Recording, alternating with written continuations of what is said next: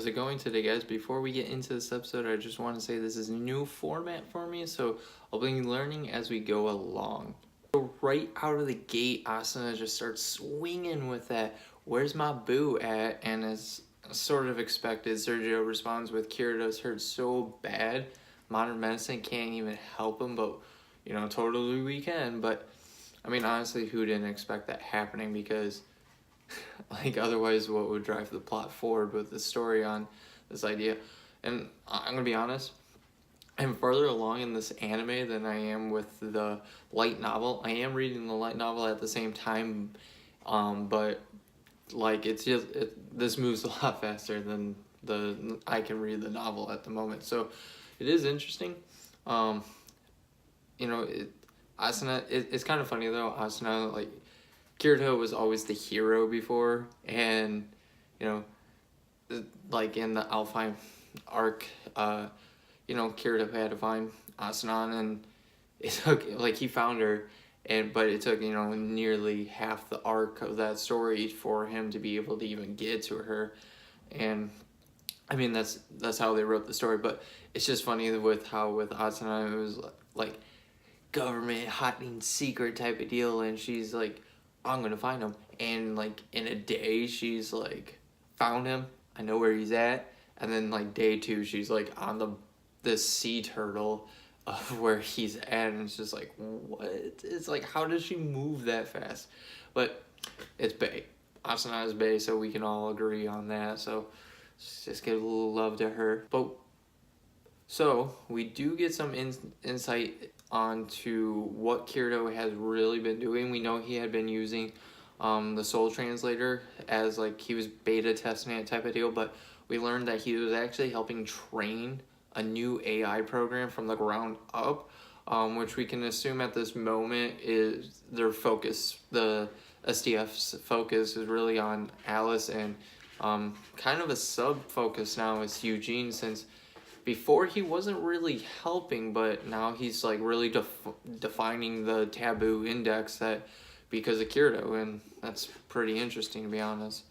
Now with that though, they immediately talk about the program and what they're doing, and they talk about how what the Soul Translator is really possible doing is they are able to capture and copy a complete human soul. And it's not just oh yeah, we copied the memory and stuff. They were able to make a huge breakdown where they copied I think his name was Mage. They copied his soul, and they start talking to him, and they talk to him, and this program, the AI almost human, has a breakdown because he's just I can't be what do you mean I'm not real? I'm real.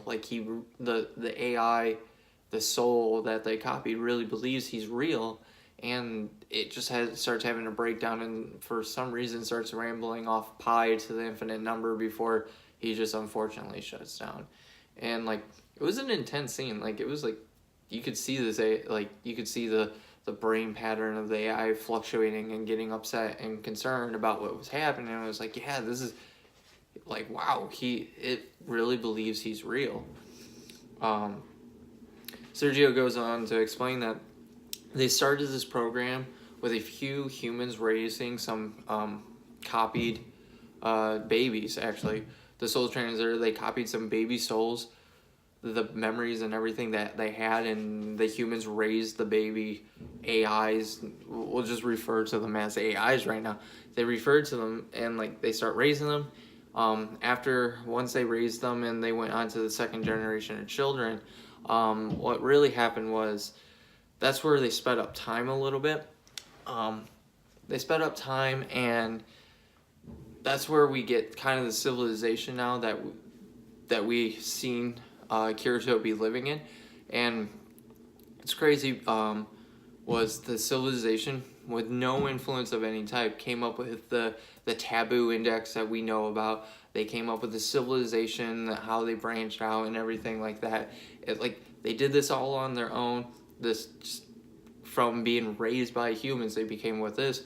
And the interesting thing for me at least, I believe, is with how this civilization that grew on its own came up with this taboo index, and no one's ever broken the taboo. Sergio,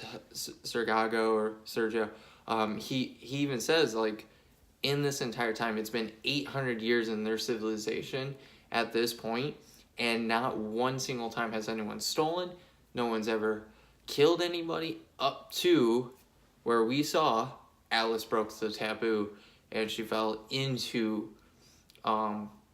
the forbidden area, and it's all because Kirito's influence, and that's what they're trying to understand. From what I know is they're trying to understand why does this AI program that was raised, been left alone, say, nope, we cannot break these taboos. But the moment these guys are all humans, but human that had outside influence, all of a sudden he's like, let's do it. We have to break these influences, and they do, and things start escalating from there. Miss Aki makes an appearance once again. It's kind of funny. She always appears, like, every time, to drool over our hero Kirito's unconscious body once again to protect his physical body while he's trapped in whatever virtual reality or world he's in. The one thing I do find interesting, some people might have already known this. I personally didn't know this, but Misaki's actually not just some random nurse. She's actually a highly best of the best military nurse. She's actually part of SDF, and that she purposely chooses to be Kirito's kind of guardian angel in the situation of, like, so she can actually protect him. And we see Asanan get a little frustrated that she sees Miss Aki once again drooling over Kirito's body, but she just says she just has to go with it, because that is unfortunately the best scenario for Kirito, is to just have Miss Aki protect him. So we start getting close to the end of the episode with some flashbacks to the events outside of the story, the Arcadia story, with Miss Rinko. Once again, I'm still really trying to get caught into the lore of SAO, but we learned that Miss Rinko was actually the commander's lover, Kaiba. She was his real life lover. She was really the one who pushed him to get outside, to do things beyond his programming, and that might have influenced some of his interest in making this death game possibly. And I hope we explore that a little bit more. She talks about how she went to his home and in the mountains when he was hiding away and everyone was trying to find him. She walks into the house and he's logged out, which is this entire time the commander could log out, and so he had that control, which makes sense, but it's just like, oh my gosh, it's like he chose to leave and he wasn't sticking to his own death game and his own rules. We learned she went there to actually kill him, and instead of doing so, she took care of him, and he implanted. She knew, everyone but the government knew, that he implanted a fake bomb in her left to her sternum, so that way he could protect her after he was gone, which makes sense. He did really care about her, but so she got away with not being an accomplice, but she was an accomplice to it. She could have stopped it, but she didn't. Okay, and then we also learned, like, Asuna doesn't actually blame the commander for doesn't blame Kaiba for what he did, because what Asuna believes is, like, yes, he did horrible things and they can never be forgiven, and so there's no point of hating him for it, but she believes that the things he did brought Kirito to her, so she's honestly happy for the fact that she has Kirito in her life, and she looks back at the events of Arcadia as some of the best times of her life, and she loves him, and she can never go back to not having Kirito in her life, so she really is thankful for the events of Arcadia and SAO for bringing him to her. But the episode honestly comes to an end with Mr. Rinko waking up from this dream of she believes Kaiba's standing over her. She wakes up and she just asks herself, was that just a dream? And then we get kind of this slow pan of a body laying in another soul translator, not the same one. Doesn't have the same markings as the one that Kirito's in. Pans up and then cuts to the end of this outro song, which really leaves me to believe that the commander, Kaiba, never died. He is now probably upon a tool that the SDF is using to really build this new soul translator, to build this program that they want to use so they can make an AI that is 100% willing to kill a person, because AIs, from this traditional belief, do not think killing is a thing they should do. So for them, having Kaiba, who built all this, he's the original founder of all this programming, all this ideal in their universe, having him be the one that says, we're going to have people kill each other, this is kind of what's going to be the crazy thing. So thank you guys.